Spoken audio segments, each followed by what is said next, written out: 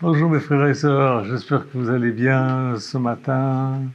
Je vais prêcher d'une façon un peu différente des autres fois. J'espère que ça ne va pas vous choquer, que ça ne va pas vous outrer. Euh, c'est une façon de dire les choses pour se faire comprendre, mais d'une façon un peu spéciale. Bon, on va commencer avec Jean chapitre 6, verset 63. C'est Jésus qui parle et qui dit: c'est l'esprit qui vivifie. La chair ne sert de rien. Les paroles que je vous ai dites sont esprit et vie. Amen. Alors, vendredi soir, je vous disais que être disciple, ce n'est pas recevoir une communication de connaissances et d'informations. Être disciple, c'est une communion vivante avec un maître, en l'occurrence Jésus-Christ qui est notre maître. Voilà pourquoi Jésus a dit: les paroles que je vous dis sont esprit et vie. Je ne suis pas là pour vous informer de ceci, de cela, non. C'est esprit et vie. C'est vivant, c'est vivable, c'est vécu. Et Jésus nous dit: allez et faites des disciples. Il ne dit pas: allez et faites des chrétiens. C'est à Antioche que les gens ont commencé à appeler les disciples de Jésus chrétiens. Alors aujourd'hui, on a repris ce nom de chrétien parce qu'on trouve que ça fait bien, parce que le mot chrétien signifie comme Christ, petit Christ, voilà. Mais en fait, Jésus n'a jamais dit d'aller faire des chrétiens, il a dit aller faire des disciples. Faire des disciples, c'est bien plus que d'instruire des gens. Faire un disciple, c'est créer un duplicata. Un duplicata, c'est un exemplaire tiré d'un original. Vous avez un original, vous faites un duplicata. Un duplicata, c'est un mot latin, ça veut dire double, ça veut dire copie, ça veut dire réplique.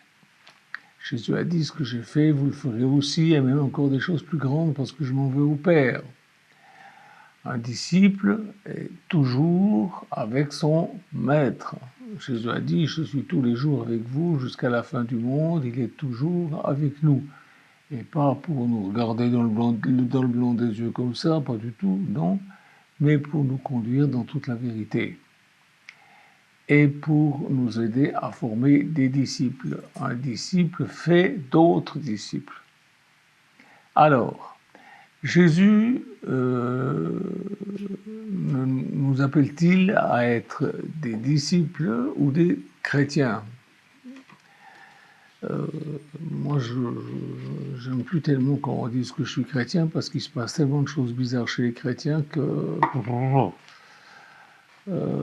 non, merci, ça me... Vous savez, ça fait depuis 68 que je vis dans tous ces milieux. J'ai voyagé dans 70 pays, et grâce à l'œuvre de Teen Challenge, dont le directeur était Bill Williams, et Joanne, son épouse, j'ai eu l'occasion de visiter toutes sortes de dénominations, parce que moi, quand je me suis converti, on m'a planqué dans une église pentecôtiste en me disant qu'il n'y avait rien de mieux.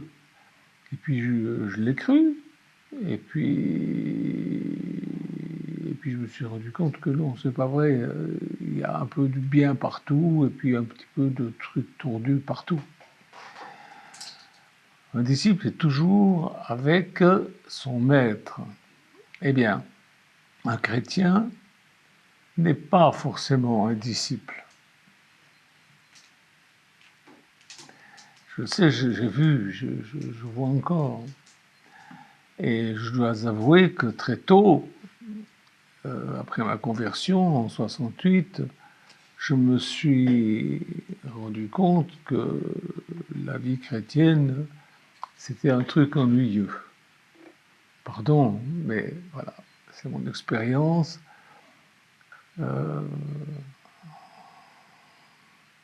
J'étais là, assis, dans toutes les réunions.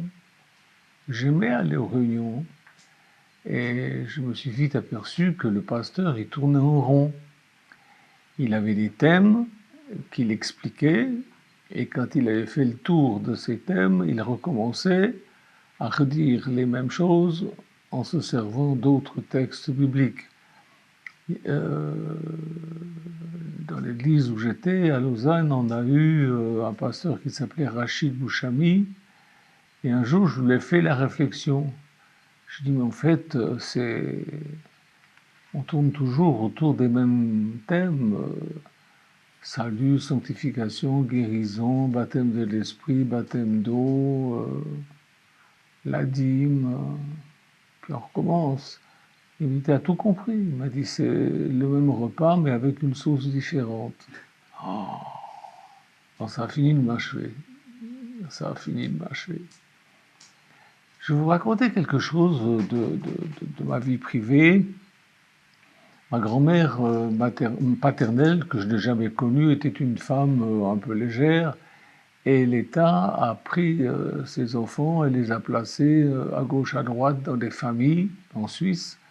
Et mon père, Charles Janton, à l'âge de 4 ans, a été placé dans une famille dont l'homme était pasteur protestant de l'Église réformée nationale. Hein, parce qu'en Suisse, l'Église est nationale. Et les pasteurs sont payés par l'État. Alors ce pasteur était violent, il battait sa femme, il battait ses enfants, il buvait. Par contre, à l'église, il prêchait merveilleusement sur l'amour dans le foyer. Et mon père, il était petit, mais il s'est vite rendu compte qu'il y avait quelque chose qui ne jouait pas. Et il a vite été d'écouter des pasteurs, il disait c'est une bande de parasites. Et il ne voulait jamais entendre, il ne voulait pas entendre parler de Dieu. Ma mère croyait en Dieu, mais n'en parlait pas à la maison parce que mon père, ça le fichait en colère, ça l'énervait. Il avait été élevé dans un milieu de telle hypocrisie religieuse qu'il ne voulait plus en entendre parler. Un chrétien, il peut vivre comme il veut dans sa maison, mais pas un disciple. Pas un disciple selon la Bible. Les disciples vivent les uns avec les autres et avec leur pasteur. Ils ne font pas ce qu'ils veulent. Les disciples voient leur pasteur, comment il vit, ils voient ses défauts, ils voient ses qualités, ils voient ses progrès, ils voient ses moments difficiles. Et il ne peut pas tricher, le pasteur, et les chrétiens non plus. Jésus, lui, il vivait avec ses disciples. Et il a dit, tout ce que je vous ai enseigné, enseignez-leur et faites des disciples. C'est-à-dire, vivez comme moi j'ai vécu avec vous. Et c'est ce qu'ils ont fait. Si vous lisez Actes chapitre 2, Actes chapitre 4, vous verrez que c'est comme ça qu'ils vivaient ensemble. Ils ne pouvaient pas vivre 4000 dans une maison. Il n'y a pas de maison assez grande pour vivre à 4000 dans une maison, mais ils vivaient dans les maisons, et cela pas seulement à Jérusalem, mais dans toute l'Europe. Vous avez l'église qui est dans la maison du frère Untel, l'église qui est dans la maison du frère Untel. Ça ne veut pas dire qu'il avait un garage et puis que le dimanche, il mettait des chaises pour faire une église. Non, non, c'était l'église qui était dans la maison du frère Untel. Et nul ne disait que ses biens lui appartenaient en propre, mais ils mettaient tout en commun et ils vivaient ensemble. Et si vous viviez avec nous, vous ne demandez... Personne ici dans la communauté ne me demande jamais de lui apprendre quelque chose. Mais jamais. Depuis, maintenant ça fait depuis quand? Depuis 74, 77 qu'on vit en communauté. Hein. Jamais un chrétien m'a demandé, Michel, j'aimerais bien que tu m'expliques. Jamais. Parce que les disciples de notre communauté savent les choses concernant Dieu, plus par le vécu que par les paroles que je leur dis. Vous voyez? Bon, cela dit, il est nécessaire de considérer les trois dimensions de l'enseignement. Il y a premièrement la révélation, deuxièmement la formation, deuxièmement l'information. La révélation, c'est ce que Dieu donne. Dieu révèle les choses. Par exemple, si vous me demandez de vous décrire le village où j'ai vécu étant enfant, c'est un village qui s'appelle Chèbre, dans le Lavaux, un pays vigneron, un pays qui est devenu un village qui est devenu très touristique. Il était déjà très touristique, très magnifique. Je peux vous décrire la rue centrale, la gare, je peux vous décrire l'école, l'église, les restaurants, tout ça, je peux vous expliquer tout ça, mais vous ne connaîtrez pas mon village parce que je vous aurais expliqué. C'est pas vrai. Vous connaîtrez certaines choses de mon village, mais pas tout. Vous ne connaîtrez mon village que si vous y allez et que vous y vivez, que vous rencontrez les gens et que vous vivez quelque chose. De la même manière, Dieu doit se révéler à nous face à face, c'est la partie révélation, avant que nous puissions prétendre le connaître. On peut en entendre parler de Dieu. Les prédicateurs s'efforcent de vous parler de Dieu, mais ce n'est pas parce que vous en entendez parler que vous le connaissez. C'est pourquoi je dis, il y a beaucoup de chrétiens qui ne sont pas disciples, ils n'ont pas la révélation de qui est Dieu. En fait, ma description de mon village, ça serait le minimal de l'enseignement, c'est-à-dire de l'information. Et c'est ainsi qu'on enseigne dans les églises, par l'information. Combien y a-t-il de livres dans la Bible? 66. Quel est le psaume du bon berger? C'est le psaume 23. Et ainsi de suite. Les chrétiens apprennent des choses. Et j'ai fait 3 écoles bibliques parce que je n'étais pas satisfait. L'école biblique, la première dans laquelle je suis allé, il y en avait 2 professeurs qui se rencontraient jamais et qui nous donnaient exactement le même cours. C'était un cours qu'ils avaient piqué dans un bouquin que j'avais. Et ils nous lisaient ça, et puis voilà, c'est tout. Et quand on m'a demandé, Michel, vous êtes un bon élément, ça serait bien que vous reveniez la saison prochaine, j'ai dit non. Merci, ça va. Pourquoi payer des cours, me séparer de ma famille, m'enfermer dans... C'était un très beau château, mais pourquoi? Alors que je peux très bien acheter les bouquins puis les étudier tout seul chez moi. Hein? J'étais déjà un petit peu logique, mais j'en ai fait une deuxième pour voir, c'était pareil, la troisième c'était pareil. Non, la troisième était quand même un petit peu mieux, c'était celle de Nogent-sur-Marne. C'était déjà... bon, ils enseignaient pas tellement, pas du tout même, les choses de l'esprit, mais quand même il y avait un bon fond de connaissances qui était... J'ai appris pas mal de choses là, avec Jules Marcel Nicole, que j'aimais beaucoup, puis qui m'aimait bien en plus. Il est parti vers le Seigneur maintenant. Donc je me souviens d'avoir été dans 3 écoles bibliques, et les profs nous informaient sur la vie d'Abraham, ses aventures, celle de Moïse, sur le ciel, l'enfer, les anges, les démons. Je me rappelle que mon examen dans une de ces écoles bibliques, ça a été sur la démonologie, et j'ai eu un 10 sur 10. Parce que c'était quelque chose qui me passionnait. Moi-même, j'avais fricoté avec des astrologues, avec des gens qui faisaient des choses mauvaises avec les démons, donc c'était quelque chose qui m'intéressait. Et donc voilà, j'ai eu un 10 sur 10 en démonologie à l'examen. Il nous enseignait au sujet de la chute de Satan, de l'Église, du retour de Jésus, de la sanctification, de la guérison divine, mais on ne voyait jamais de guérison divine, hein. Jamais. Ces informations, elles n'étaient pas mauvaises.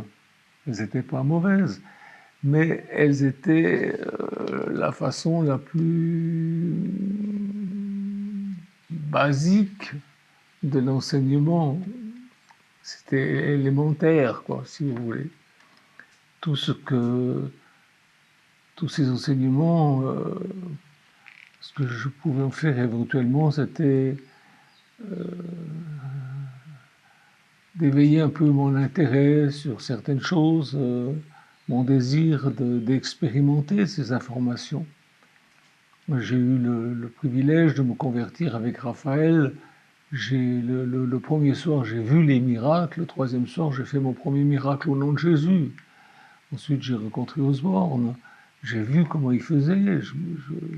Et puis, l'apôtre Paul dit, soyez mes imitateurs comme je le suis moi-même de Christ. Eh bien, moi, j'imitais les gens qui réussissaient, pas ceux qui parlaient blablabla, blablabla, mais qui ne se passait jamais rien.